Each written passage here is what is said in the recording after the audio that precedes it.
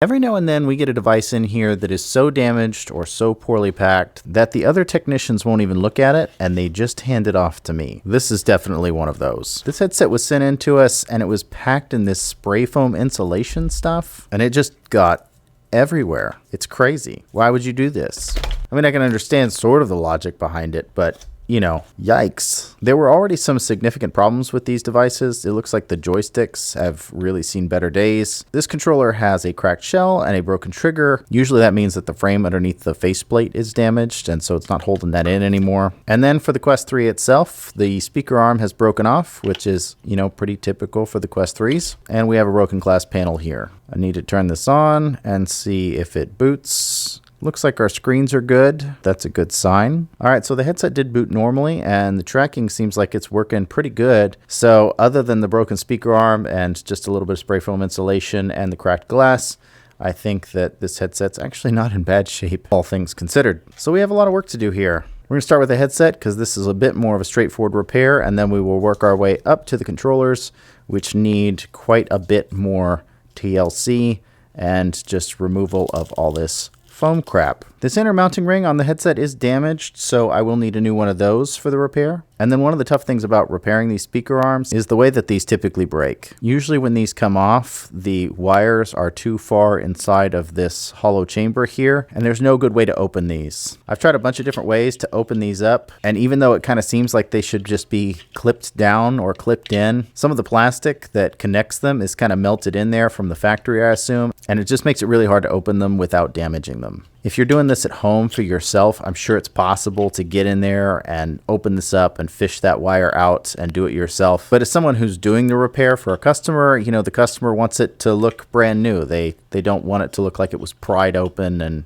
you know, a total hack job. So until I find a better way to open these up without damaging them or creating pry marks or bending the plastic, we're just going to have to replace it. One quick note before we get started on this. This is not really a tutorial video. I have tutorial videos on how to take these apart and how to replace the speaker arms and stuff like that. This just seemed like a really interesting repair and something I wanted to kind of document. So if you're looking for repair tutorials on the Quest 3 headset or the Quest 3 controllers, I would check out my other videos. I'm not going to go over a lot of the repair steps in great detail. Little things like screw placement or, you know, releasing some brackets or stuff like that. I cover all that kind of stuff in other videos. All right, with all that said, let's go ahead and get started. Taking these silicone face shields out is actually pretty easy, but you do need kind of a flat pry tool.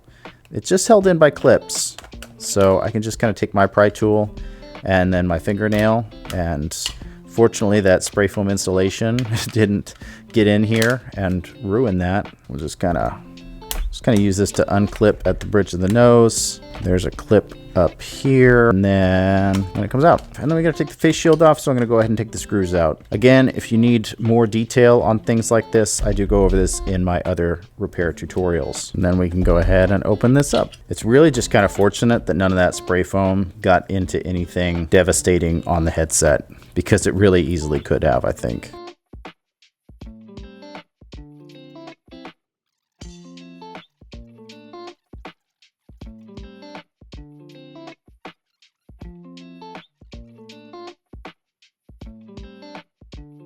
And now finally, we have access to this ring here. Got to take out the two little screws that hold this auxiliary jack cable in, and then we can just push that out. I'm gonna go ahead and transfer this auxiliary jack cable to the new ring. I think I'm just gonna try to clean this off with some isopropyl and see if that does the trick. Broadly speaking, if it's sticky, ISO will do the trick. I am kind of having to scrape off some of this stuff. It does feel like the ISO's helping, but it feels like I am mostly scraping this off. It does come off, it's just a mess. This makes me really nervous about the controllers. Just throwing that out there. Really nervous. It feels like it's probably about as good as I'm gonna get it for now. So we'll go ahead and start putting it back together. Sometimes these rings do have a hard time seating all the way back in. I found that if you kind of press down on the rubber bands with a pry tool, you can kind of get it to where it needs to be. And then we can kind of fish our speaker wire through here and then go ahead and screw the speaker arm back in. I talk about this a lot on the channel, but this is just a really bad design and it's just really prone to breaking. It's the worst thing about the Quest 3 design, in my opinion. Cool. And now we can kind of put this headset back together.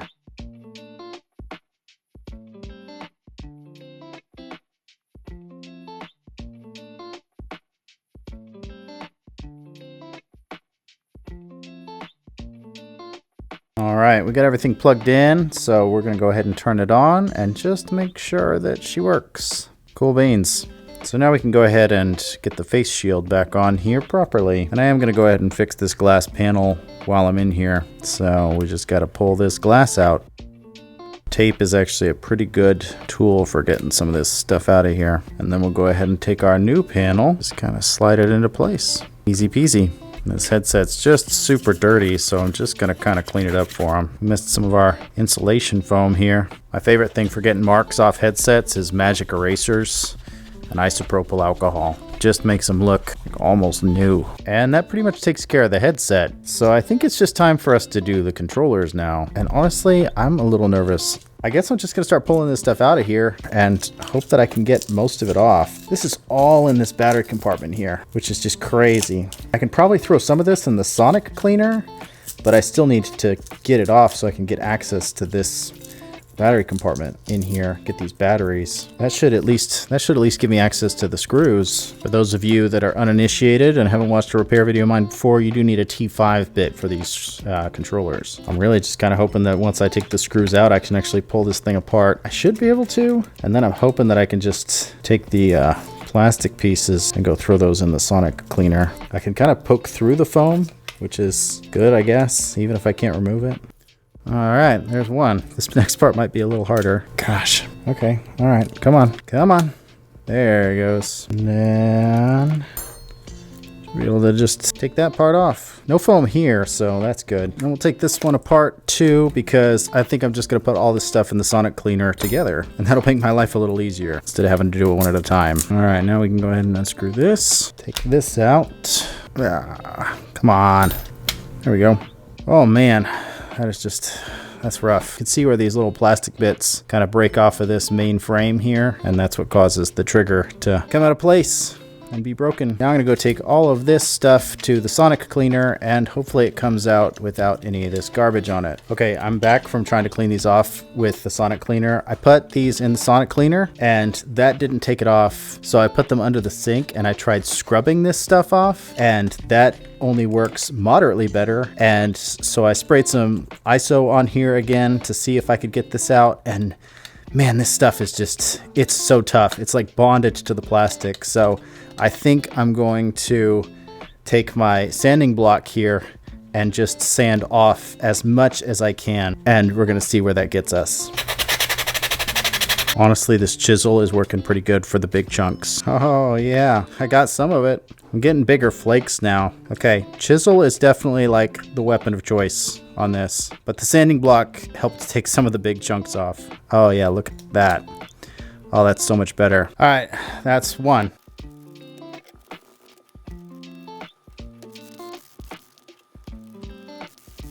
You know, I could probably repair this, but it'll probably just be better if I replace it, because this is just so messed up that this will be better.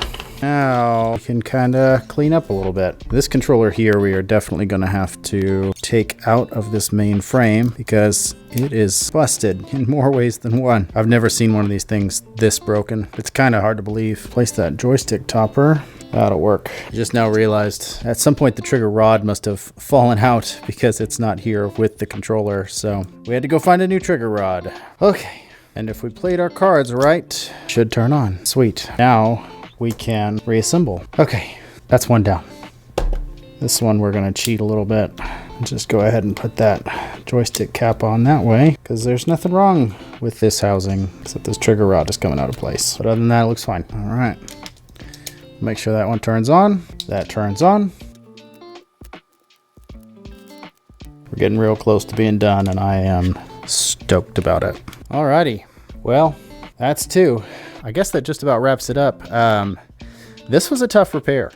I'll be honest with you. The spray and foam was not something I was prepared for. And probably should have done some research on how to properly remove this before I got into the repair, because I tried a variety of different things. Isopropyl alcohol, I tried the sonic cleaner, I tried dish soap and like hot water, and just short of chipping and sanding it off, I really couldn't find anything that would remove it. I even tried WD-40 at one point. I forgot about that. I did spray it with WD-40 just to see if that would loosen anything.